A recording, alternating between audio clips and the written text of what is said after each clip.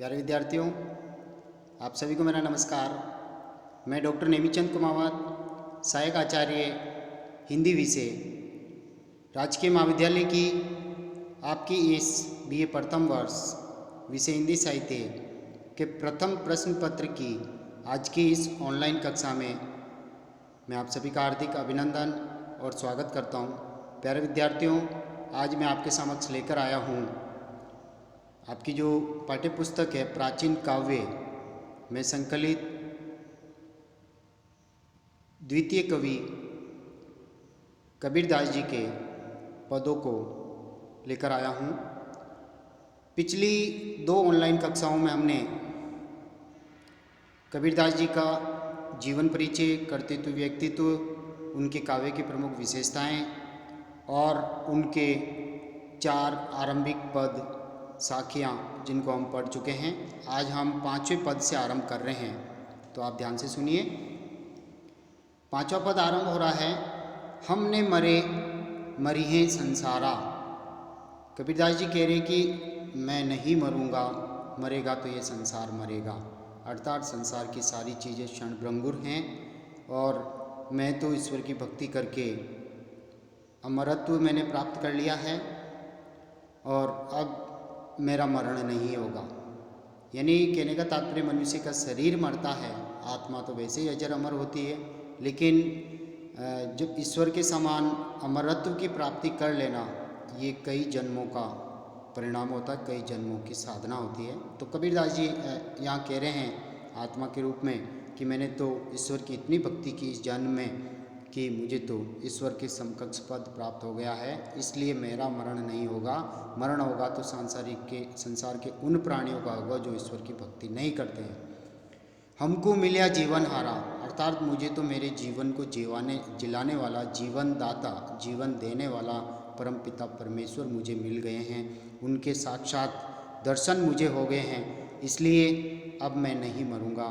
मरने की जो जन्म लेना और मृत्यु को प्राप्त होना, आवागमन जो है, उनसे मुझे मुक्ति मिल गई है। तो एक तरह से ईश्वर के मुझे दर्शन हो गए हैं, इसलिए मैं अब इस संसार से मरने वाला नहीं हूँ। अब ने मरो मरने मत माना, अर्थात अब मैं नहीं मरूंगा। कबीरदास जी यहाँ कह रहे हैं कि मैंने प्रभु के दर्शन कर लिए हैं, प्रभु को प्राप्त करने का रहस्य मैंने जान लिया है। गुरु से ज्ञान प्राप्त करके उनके द्वारा सुझाए हुए मार्ग पर आगे बढ़ते हुए मैंने परमात्मा के दर्शन कर लिए हैं, इसलिए मरने को रहस्य को मैं जान चुका हूँ, मुझे अमरत्व की प्राप्ति हो गई है। अब मैं नहीं मरने वाला, मैं अमर रहने वाला हूँ। ते मुए जिनी राम ने जाना, कबीरदास जी यहाँ कह रहे हैं कि वही लोग मरेंगे जिन्होंने राम के बारे में, परमात्मा के बारे में नहीं जाना, परमात्मा की भक्ति जिन्होंने नहीं की है, उन्हीं लोगों का मरण होगा, मेरा मरण नहीं होगा। साकत मरे संत जन जीवे, अर्थात साकत का मतलब है शक्ति के उपासक लोग मरते हैं, जो स्वयं को ताकतवर समझते हैं, धन संपदा के एक तरह से सेठ साहूकार बने हुए जो लोग होते हैं, जो उन्हीं मोह माया में उलझे रहते हैं, ईश्वर को याद नहीं करते हैं, वही लोग मरेंगे। संत जन जीवे, अर्थात जो सादा जीवन और उच्च विचार रखने वाले, जो साधु सत्संगति करने वाले जो लोग हैं, ईश्वर की जो भक्ति करते हैं, वही लोग इस संसार में जीवित रहते हैं, बाकी सब मर जाते हैं। भरी भरी राम रसायन पीवे, और ये संत जन पात्रों को भर भर के, कटोरों को भर भर के राम नाम रस रूपी रसायन का ये पान करते हैं और अमर हो जाते हैं, अर्थात ईश्वर की भक्ति के माध्यम से ये मोक्ष प्राप्ति कर लेते हैं, इसलिए वही लोग मरेंगे जो शक्ति के उपासक हैं। हरि मरिए तो हमू मरिए, अर्थात कबीरदास जी ये कह रहे हैं कि मुझे तो ईश्वर के समकक्ष पद प्राप्त हो गया, मुझे तो ईश्वर के दर्शन हो गए हैं, और यदि मेरा परमात्मा यदि मरेंगे तो मैं मर जाऊंगा, यदि परमात्मा अमर हैं तो मैं भी अमर हूँ। ऐसी मन की भावना कबीरदास जी के यहाँ पर हैं।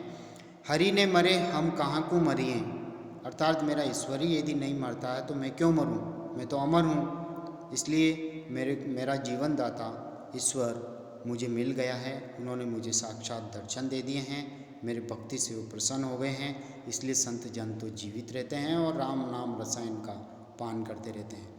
के कबीर मन मन ही मिलावा, कबीरदास जी कह रहे हैं कि मेरा मन तो जो है वो मन ही अर्थात उस परमात्मा से मिल गया है।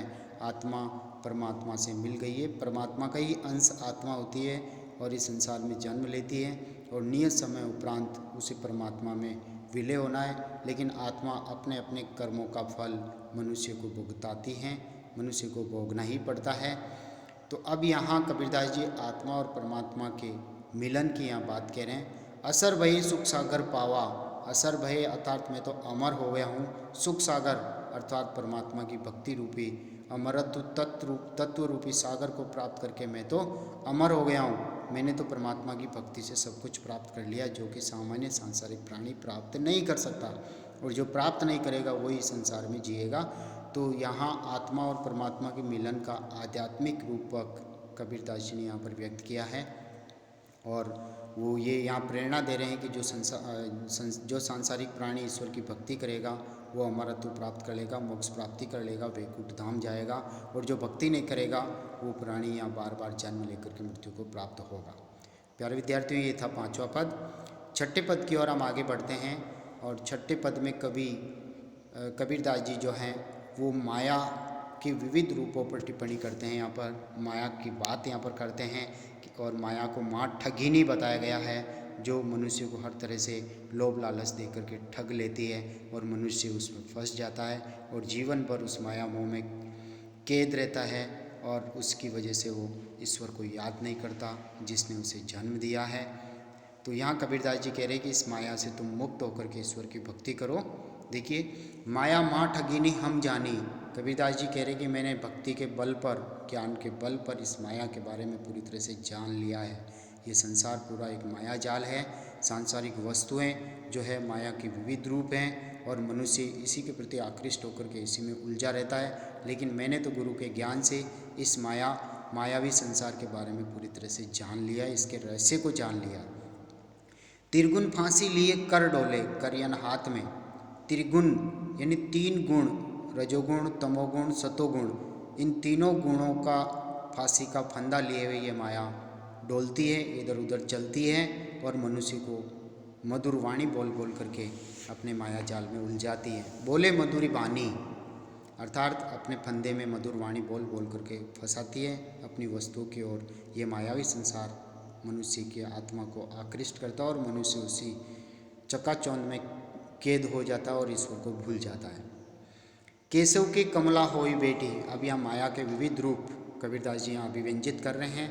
केशव यानी भगवान विष्णु के कमला यानी कमला अर्थात लक्ष्मी का रूप धारण करके वहाँ बैठी हुई है, वो भी एक माया का रूप है। शिव के भवन भवानी, और भगवान शिव के घर में उसने भवन यानी संसार की भवानी यानी माता, संसार की माता का रूप बना करके पार्वती जी वहाँ निवास कर रही है। पंडा के मूर्ति हुई बेटी, पंडा यानी पंडित लोग, पुजारी लोगों की मूर्ति अर्थात इस माया ने मूर्ति का रूप धारण कर लिया जिसके ऊपर तरह तरह के चढ़ावे आते हैं और वो पंडित उस माया मोह में उलझा रहते हैं। तीर्थों में पानी और तीर्थ स्थानों में इस माया ने पवित्र जल का रूप धारण कर लिया, गंगा, यमुना, सरस्वती, प्रयागराज, इन सभी में। तो नदियों में इस माया ने जल का रूप धारण करके ये बैठी हुई है। तो ये माया के विविध रूप हैं। जोगी के जोगिनी हुई बेटी, और योगी लोगों के घर में इसने सन्यासिनी का रूप धारण कर लिया है। राजा के गरी रानी और राजा महाराजाओं के घर पर इस माया ने महारानियों का रूप धारण कर रखा है, जिस भोग विलास में राजागण उलझे रहते हैं। तो भोग विलासी रूप में ये माया राजाओं के वहाँ आश्रय ग्रहण की हुई है। काहू के जोगिनी हुई बेटी, और किसी किसी के घर में तो योगिनी यानी संयोग रूप में उनके पास में हीरे जवाहरात आदि धन संपदा के रूप में ये माया वहाँ विराजमान है। काहू के कोड़ी कानी, और किसी किसी के घर पर कोड़ी कानी का मतलब निर्धनता यानी गरीबी का रूप धारण करके वहाँ बैठी हुई है। भक्ता के भक्तिनी हुई बेटी, और भक्त लोगों के साथ में इसने भक्तिनी का रूप धारण करके ये माया विराजमान है। तुर्का के तुर्कानी, और तुर्क लोगों के घर में इसने तुर्कानी का रूप, उसकी पत्नी का रूप, मायावी रूप धारण कर रखा है। दास कबीर साहब का बंदा, कबीरदास जी कह रहे कि मैं तो साहब का बंदा हूँ, संबंधी हूँ, परमात्मा का संबंधी हूँ। आत्मा जो है परमात्मा का ही अंश है, उसी का ही हिस्सा है, इसलिए मैं तो परमात्मा का सगा संबंधी हूँ। जाके हाथ बिकानी, जिसके हाथ में पड़ करके ये माया बिक चुकी है, एक तरह से ये अपना असर नहीं दिखा सकती। यानी कहने का तात्पर्य मैंने माया को पूरी तरह से वश में कर रखा है, अपनी इंद्रियों को वश में कर रखा है। इसलिए इस सांसारिक माया जाल के जो विविध रूप हैं, इस सांसारिक वस्तुओं के, उस रहस्य को मैंने भक्ति के बल पर, गुरु के द्वारा प्राप्त ज्ञान के बल पर जान लिया है। इसलिए यह माया भले ही तीन त्रिगुणों का फांसी का फंदा लेकर के डोलती हो, लेकिन मुझे नहीं फंसा सकती, यानी संत जनों को ये नहीं फंसा सकती जिसने ईश्वर की पूर्णतः भक्ति कर ली है। तो यहाँ पर भी माया के बहुत सारे रूपक अलंकार हैं, उपमा अलंकार हैं, माया के कई सारे उपमान दिए यहाँ पर। अगला पद, तीसरा पद आज का, यानी 7वें पद की ओर हम बढ़ रहे हैं। प्यारे विद्यार्थियों, एक कक्षा में केवल 3 ही पदों की व्याख्या, उनका भाव विस्तार हो पाएगा। तो हम आज का ये तीसरा पद पढ़ते हैं। देखिए, जीनी जीनी बीनी चदरिया, जीनी यानी पतली, जीनी जीनी यानी पतली बारीक तारों से, बीनी यानी रची गई है, बुनी गई है, चदरिया यानी चादर। जैसे हम सूती और ऊनी वस्त्रों की चादर जो बहुत ही सुंदर धागों से, रुई से आदि से, मखमली बनी हुई होती है, जिसे हम उपयोग में लेते हैं। तो यहाँ कबीरदास जी ने एक सांग रूपक अलंकार के माध्यम से जो ये मानव शरीर रूपी चादर है, मनुष्य के शरीर को चादर का रूप दिया कि चादर किस तरह से बनती है, उसी तरह से मनुष्य के शरीर को विधाता ने बनाते समय किन किन चीज़ों का ध्यान रखा और कितना समय लगा। देखिए, कहाँ के ताना यानी कहाँ के ताना और कहाँ के भरनी, यानी पता नहीं कहाँ से तो लंबा सूत विधाता ने लिया, ताना रूपी नाड़ी और भरनी रूपी नाड़ी, ये 2 नाड़ियाँ हैं जिनसे विधाता ने इस मानव शरीर रूपी चादर को बना। सामान्यतः जो चादर बनती है उसमें एक लंबा धागा होता है जिसे ताना कहते हैं, और आड़ा धागा जो उसको बुनता है उसे हम भरनी, और कौन तार से बिनी चदरिया, और एक ऐसा तार सूत जिससे उसमें सुंदरता लाई जाती है, जिसके द्वारा उस चादर का निर्माण होता है। तो कहीं से तो विधाता ने ताना लिया, लंबा तार, और कहीं से भरनी, और कहीं से सूत्र धागा, यानी इन यंत्रों के माध्यम से, चरखे के माध्यम से जिस तरह से चादर बनती है उसी तरह से विधाता ने मानव शरीर को बनाया है। इंगला पिंगला ताना भरनी, यानी इंगला जो नाड़ी है उस नाड़ी को कबीरदास जी ने यहाँ पर ताना यानी मुख्य तार कहा है, और पिंगला नाड़ी को यहाँ पर भरनी आड़ा तार कहा है। सुष्मन तार से बीनी चदरिया, और उसमें जो मुख्य नाड़ी होती है, सुष्मन मुख्य धागा जिसके द्वारा मानव शरीर में सुंदरता लाई गई, तो सुष्मन तार से इस मानव शरीर रूपी चादर को बनाया गया है। यहाँ कबीरदास जी की आध्यात्मिक और दार्शनिक भावना दोनों ही व्यक्त हो रही हैं। 8 कमल दल चरखा दोले, 8 कमल दल यानी कहने का तात्पर्य मनुष्य के इस शरीर में, तन में जो योनि है हृदय के नीचे, हृदय वक्ष स्थल से नीचे, वहाँ 8 कमल के पत्तों का जो दल है वो चरखे की भांति घूमता रहता है, यानी ब्रह्मरंध्र में, ब्रह्मरंध्र सक्रिय रहता है। 5 तत्व गुण 3 चदरिया, और इस मानव शरीर में जो चरखा चलता है, और इंगला पिंगला जो मुख्य नाड़ियाँ हैं, और सुष्मन तार नब्ज जिसके द्वारा इसे बनाया गया, वहाँ 5 तत्व यानी आकाश, वायु, अग्नि, जल और पृथ्वी, इन 5 तत्वों से इस मानव शरीर को विधाता ने निर्मित किया है। गुण 3 चदरिया, और तीनों गुण सतोगुण, रजोगुण और तमोगुण इस मानव शरीर से जुड़े हुए हैं। इन सभी से इस सुंदर मानव शरीर रूपी चादर का निर्माण हुआ है। साईं को सियत मास 10 लागे, और विधाता को इस मानव शरीर को सिलने में, यानी इसको रचने में, बनाने में, सांचे में ढालने में 10 महीने लगे हैं। ठोक ठोक के बिनी चदरिया, और विधाता ने अच्छी तरह से सांचे में ढाल डाल करके हर चीज़ को उचित स्थान पर लगा करके इसे सुंदर बनाया। मानव शरीर रूपी सुंदर शरीर की रचना विधाता ने की है।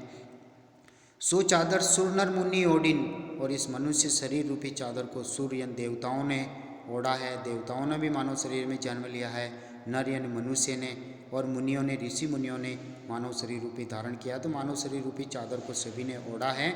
ओढ़ी के मेली कीनी चदरिया, और इन्होंने सांसारिक माया मोह में उलझ करके जो त्याज्य कर्म हैं उनको करके इस मानव शरीर रूपी चादर को अपवित्र कर डाला है। अर्थात मनुष्य का शरीर जो है सद्विचारों से पवित्र रहेगा। चादर को हम जितनी साफ सुथरी रखेंगे उतनी वो सुंदर लगेगी। उसी तरह से मानव शरीर यदि पवित्र आचरण करेगा तो वो और सुंदर लगेगा।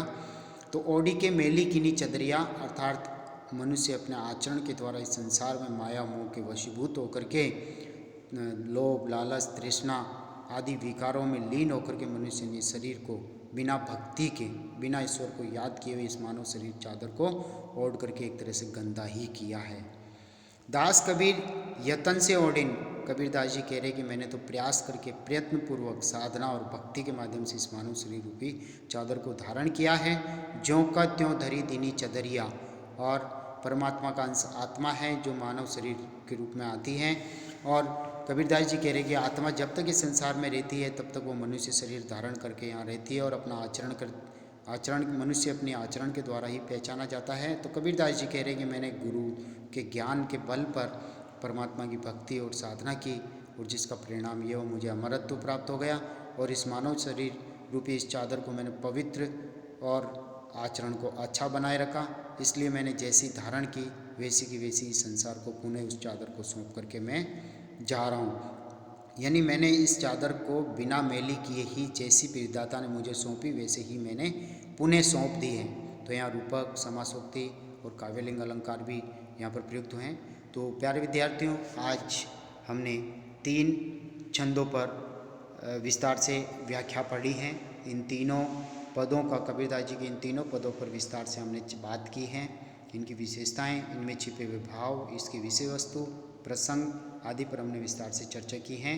कबीरदास जी के यहाँ पर आपके 25 तो दोहे और 10 पद संकलित हैं, जिनमें से हम 7 पदों का अध्ययन कर चुके हैं। शेष रहे 3 पद हम अगली ऑनलाइन कक्षा में पढ़ेंगे। तब तक के लिए धन्यवाद। Thank you.